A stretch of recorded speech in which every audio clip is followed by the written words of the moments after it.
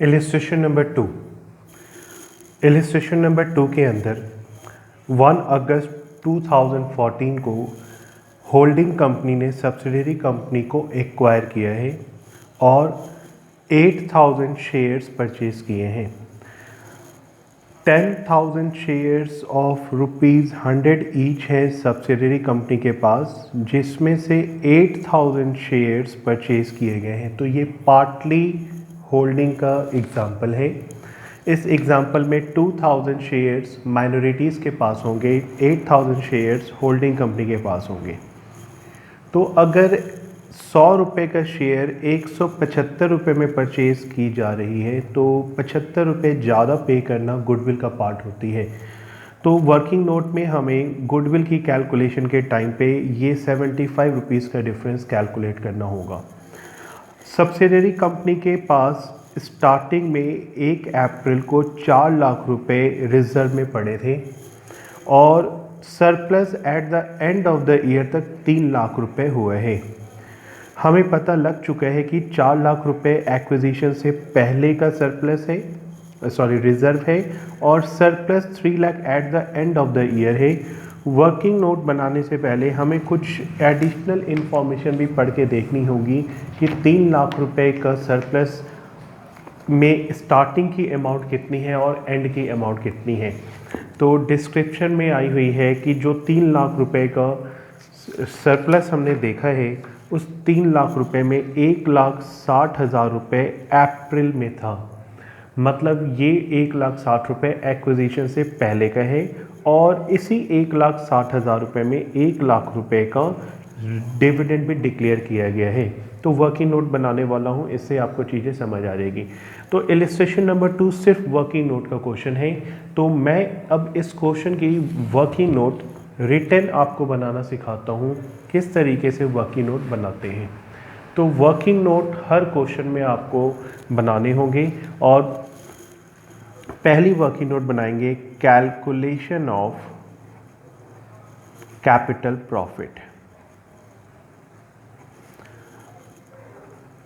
ये calculation of capital profit in the books of holding companies बनाई जा रही है, in the books of holding company. Holding company इस क्वेश्चन में मधु लिमिटेड है। तो कैपिटल प्रॉफिट के लिए हमें जो चीज़ें लेनी होगी, थ्योरी आपको याद होगी। सबसे पहले हमने देखना है रिजर्व 1 अप्रैल 2014 को कितने रुपीस का था, ₹4 लाख का था। सरप्लस जो 1 अप्रैल 2014 जो वर्किंग नोट में लिखी हुई थी अमाउंट 1,60,000 रुपीज़ थी। ये दोनों अमाउंट कैपिटल प्रॉफिट के अंदर जाएगी क्योंकि 1 अगस्त को परचेज हुई है कंपनी, तो 1 अगस्त से पहले की प्रॉफिट कैपिटल प्रॉफिट होती है। अब हमने देखना है कि 1 अप्रैल से लेकर 1 अगस्त के बीच में जो सरप्लस कमाई गई है वो अमाउंट कितनी है, क्योंकि अगस्त से पहले की प्रॉफिट ही हमारी कैपिटल प्रॉफिट होती है। ये 1 अप्रैल की थी, तो अप्रैल मई जून जुलाई 4 महीने की सरप्लस अमाउंट कैलकुलेट कैसे की जाएगी, अब इसके बारे में हम अच्छे से समझेंगे। क्वेश्चन में 1,60,000 रुपये 1 अप्रैल की सरप्लस दी हुई है और कहा गया है इसमें से 1 लाख रुपीज़ हमने डिविडेंड पे किया है। तो डिविडेंड पे करने के बाद बैलेंस सिर्फ 60,000 हमारे पास पड़ा होना चाहिए, लेकिन जब ईयर के एंड में बैलेंस देखा गया तो 3 लाख रुपए क्लोजिंग बैलेंस शीट में शो हो रहा है। तो अगर मैं इसमें x मान के सोचूं कि हमने करंट ईयर में कितने पैसे कमाए होंगे, तो ये x की वैल्यू 2,40,000 रुपीज़ आएगी। इसका मतलब कि 1,60,000 रुपीज़ में 1 लाख रुपीज़ डिविडेंड में चले गए, बच गए हमारे पास 60,000 और इस साल हमने 2,40,000 और कमाया है, जिसके कारण एंड में 3 लाख रुपए का सरप्लस बैलेंस शीट में शो हो रहा है। तो 2,40,000 रुपये हमने 12 महीने के अंदर कमाए हैं और हमें पता है कि हमारी प्री एक्विजिशन पीरियड 4 मंथ्स की है, दैट इज़ 4/12।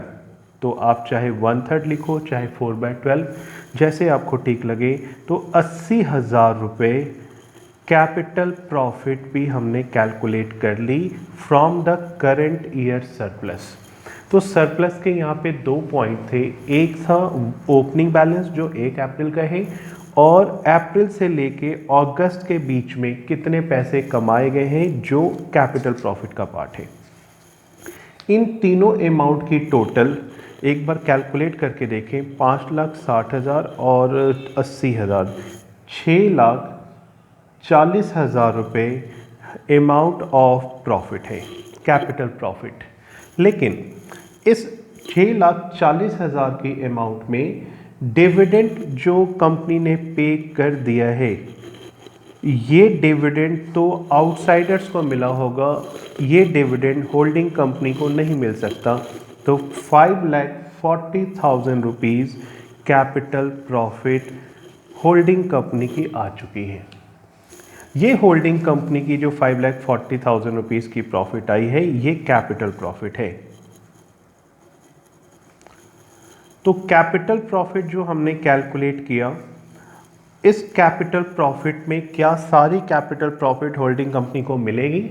नहीं, ये सारी profit capital profit holding company को नहीं मिल सकती, क्योंकि इसका 80% ही होल्डिंग कंपनी को मिल सकता है, क्योंकि इस क्वेश्चन में माइनॉरिटीज़ भी हैं जिन्होंने 2000 शेयर्स अपने पास रखे हुए हैं। ये पार्टली होल्डिंग का एग्जाम्पल है, इसलिए 5,40,000 रुपीज़ का 80% कैलकुलेट किया जाए तो 4,32,000 capital profit of holding company अब हमें पता लग चुकी है।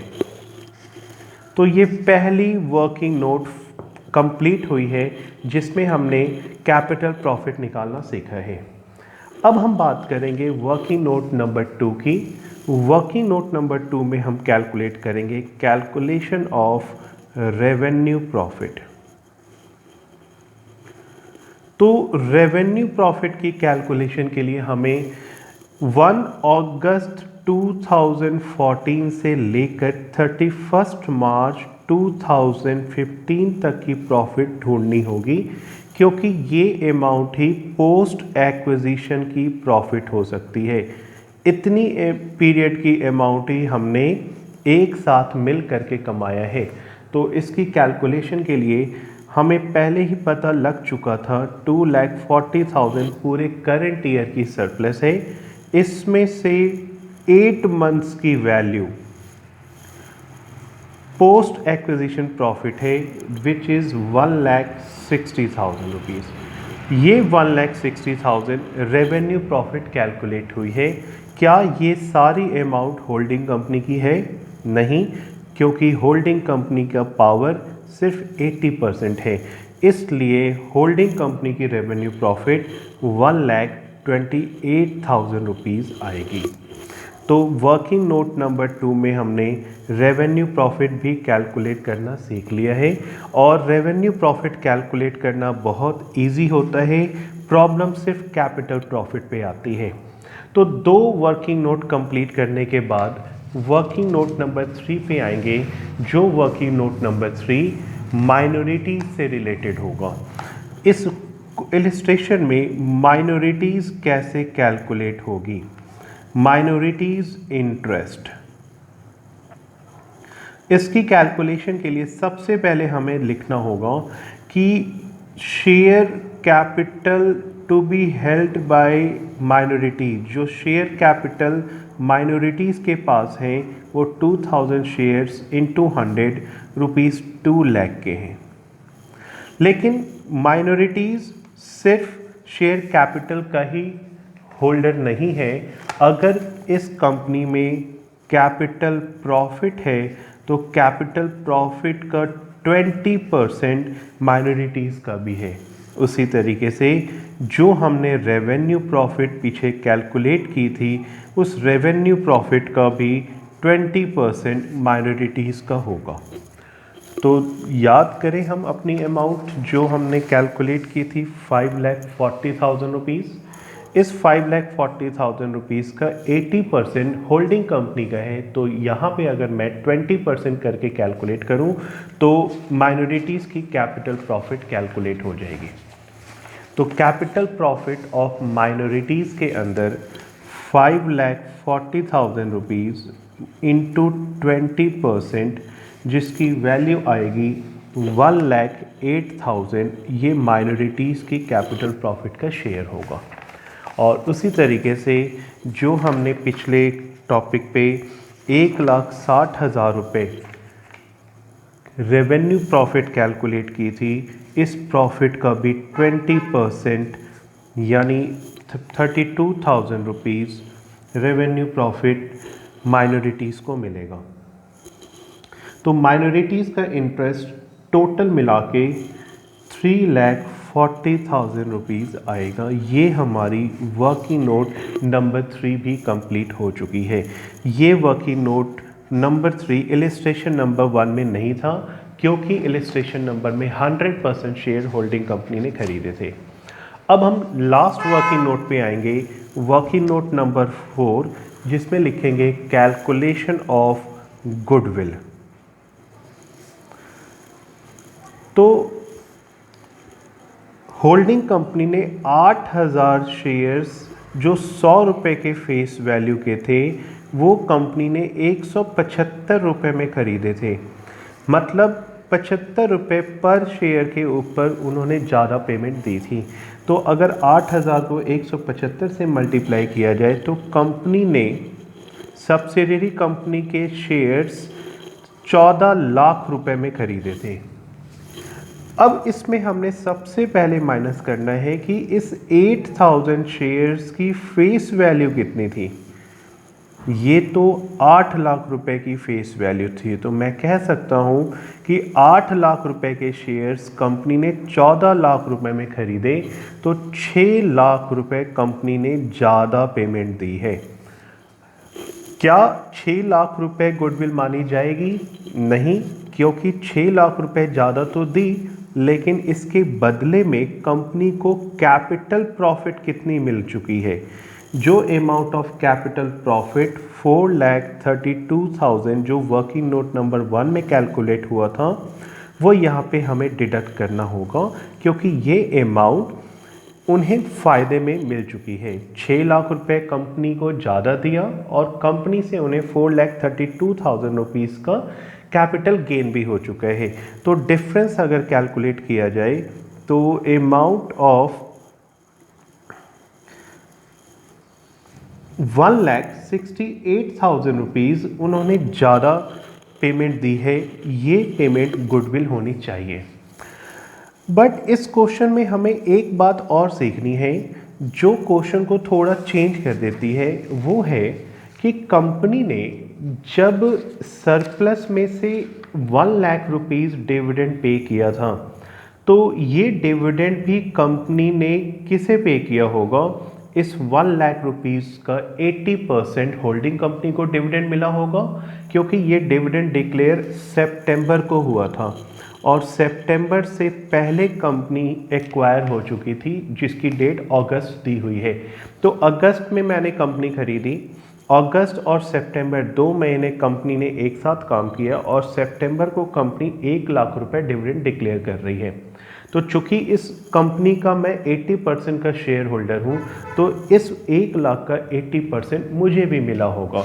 तो एक बार और वर्किंग नोट पे जा कर के हम देखते हैं, क्या वाकई में हमने 1,60,000 कंपनी को ज़्यादा दिया है? नहीं, क्योंकि 1 लाख रुपए जो डिविडेंड कंपनी ने दिया था, उसका 80% तो हमें डिविडेंड के फॉर्म पे मिल चुका है।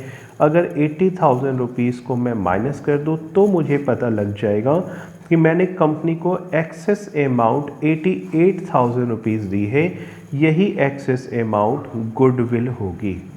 तो गुडविल की भी वर्किंग नोट कंप्लीट हो चुकी है। ये 4 वर्किंग नोट हमने कंप्लीट कर ली है और इन चारों के आंसर्स हमने कैलकुलेट कर लिए। इस इलस्ट्रेशन में balance sheet of holding company given नहीं है। कंसोलिडेटेड बैलेंस शीट इस क्वेश्चन में हमने नहीं बनानी है। तो वर्किंग नोट नंबर 1, 2, 3, 4 आप अच्छे तरीके से राइट करके इसकी वर्किंग नोट को आप इलिस्ट्रेशन से मैच कर सकते हो। मैं आज की इस वीडियो में एक और इलिस्ट्रेशन समझाऊंगा, फिर उसके बाद आपको प्रैक्टिकल क्वेश्चन पे लेके आऊँगा और आपको अब प्रैक्टिकल क्वेश्चन भी शुरू कर देना चाहिए। इनिशियल क्वेश्चंस बहुत ही आसान होंगे। तो इलिस्ट्रेशन नंबर 3 के अंदर मैं बुक दिखाता हूँ। इलिस्ट्रेशन नंबर 3 में proper full fledge balance sheet दी हुई है और हमें प्रॉपर वर्किंग नोट के साथ कंसोलिडेटेड बैलेंस शीट भी बनाना सीखनी है। तो कंसोलिडेटेड बैलेंस शीट बनाने के लिए आप प्रैक्टिस करना कॉपी में, मैं सिर्फ इसकी वर्किंग नोट बना के आपको दिखाऊंगा। रेस्ट आपने इलिस्ट्रेशन नंबर 1 को करके आपने समझ लिया था कंसोलिडेटेड बैलेंस शीट कैसे बनानी होती है। तो इसमें जो कंटेंट है वो कंटेंट को मैं अपडेट कर दूं। इस सब्सिडरी कंपनी के पास जनरल रिजर्व 70,000 रुपीज़ और सरप्लस में 55,000 रुपीज़ 31 मार्च 2015 को अवेलेबल है। ये याद रखना हमेशा कि ये लास्ट डेट की अमाउंट्स हैं। हमें ओपनिंग अमाउंट्स और बीच की अमाउंट वर्किंग नोट से ढूंढनी एडिशनल इंफॉर्मेशन में ढूंढनी पड़ेगी। ये हमेशा लास्ट डेट की चीज़ होती है। तो पता लग जाएगा कि हमारे क्वेश्चन में एक और क्या क्या इंफॉर्मेशन दी हुई है। देखो, होल्डिंग कंपनी ने 75% शेयर्स खरीदे हैं। तो अगर 75% शेयर्स होल्डिंग कंपनी ने खरीदे तो 25% शेयर्स माइनॉरिटीज़ ने खरीदे होंगे। तो इस क्वेश्चन में भी हमें माइनॉरिटीज़ की वर्किंग नोट एक करनी पड़ेगी।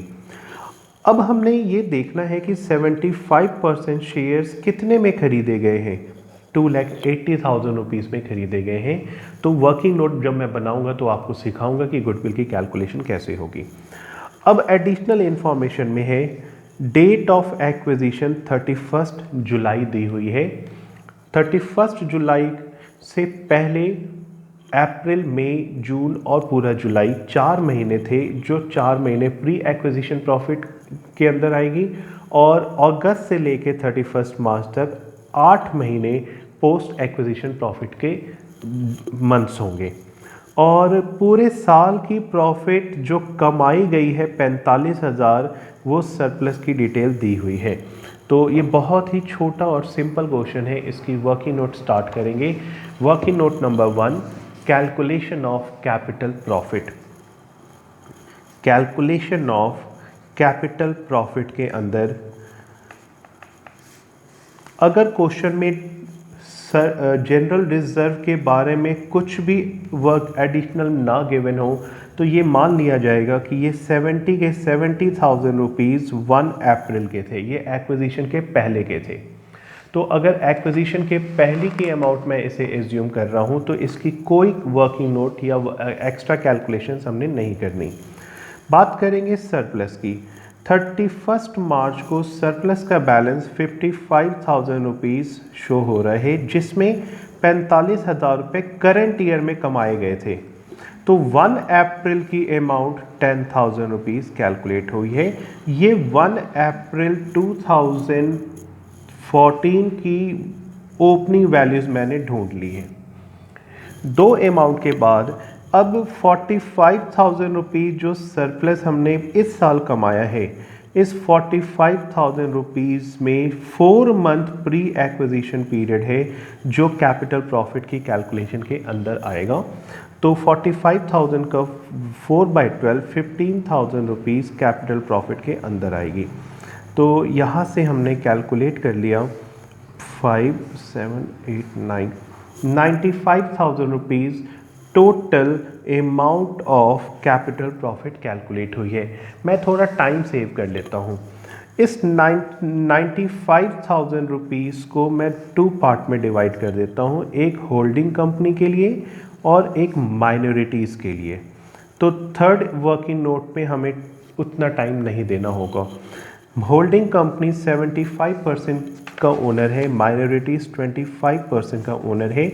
95,000 रुपीज़ का अगर मैं 75% कैलकुलेट करूं तो वैल्यू 71250 होगी, जो होल्डिंग कंपनी की कैपिटल प्रॉफिट है।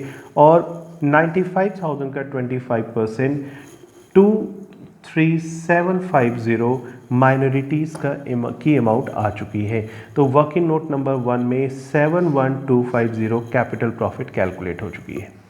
अब हम वर्किंग नोट नंबर 2 में करेंगे कैलकुलेशन ऑफ रेवेन्यू प्रॉफिट। ये बहुत ही इजी है। हमारी करंट ईयर की टोटल सरप्लस की प्रॉफिट 45,000 रुपीज़ पहले से ही क्वेश्चन में दी हुई है, लेकिन इसमें हमें पोस्ट एक्विजिशन पीरियड की वैल्यू ढूंढनी है जो 8 महीने थी। अगर मैं इसकी कैलकुलेशन करूं तो 30,000 रुपीज़ रेवेन्यू प्रॉफिट कैलकुलेट हुई है। तो इस रेवेन्यू प्रॉफिट में से भी 75% होल्डिंग कंपनी का होगा और रेस्ट 25% माइनॉरिटीज़ का शेयर है। सो 30,000 का 25% 7,500 रुपीज़ माइनॉरिटीज़ और 75% 22,500 होल्डिंग कंपनी की रेवेन्यू प्रॉफिट कैलकुलेट हुई है। तो ये भी amount of working note number 2 done हो चुकी है। अब माइनॉरिटीज़ के लिए हमने कैलकुलेशन सीखनी है। तो माइनॉरिटीज़ का share, calculation of minorities interest.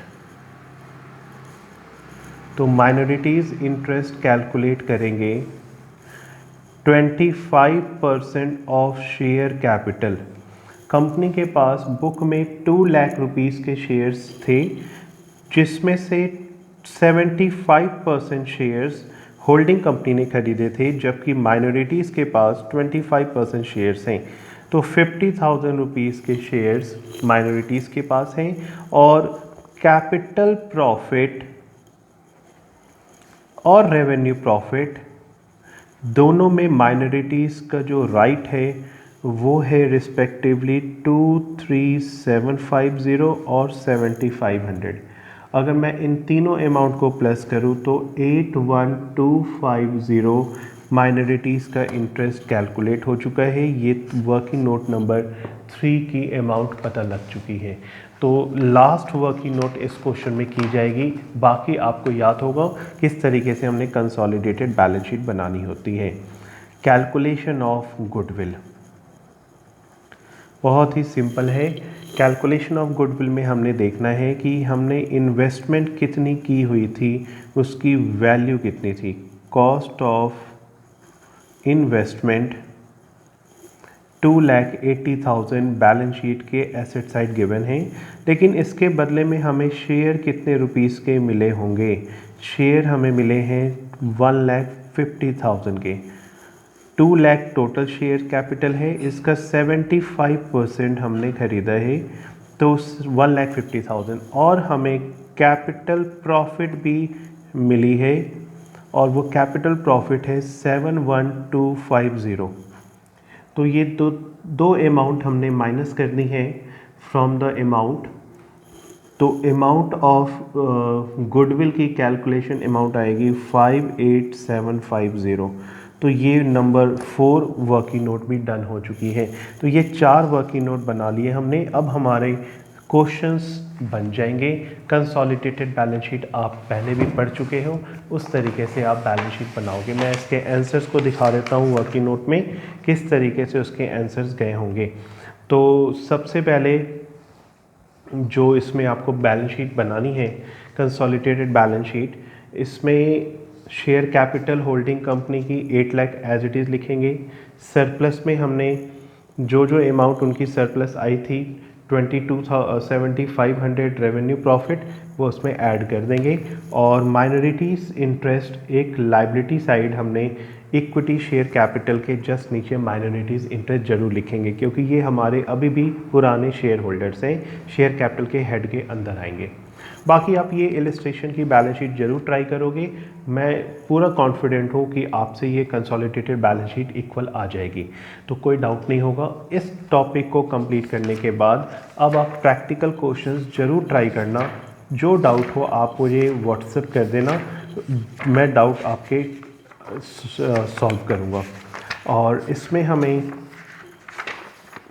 Illustration के बाद जो आप क्वेश्चन बहुत ही ईजिली कर सकते हो वो क्वेश्चन नंबर 1, 2, 3, 4 एंड 5। या 4 तक आप बहुत ही ईजिली क्वेश्चंस कर सकते हो। तो आप ट्राई करो, फिर उसके बाद जो डाउट है आप मुझे टेक्स्ट करना। Okay, have a nice day, bye.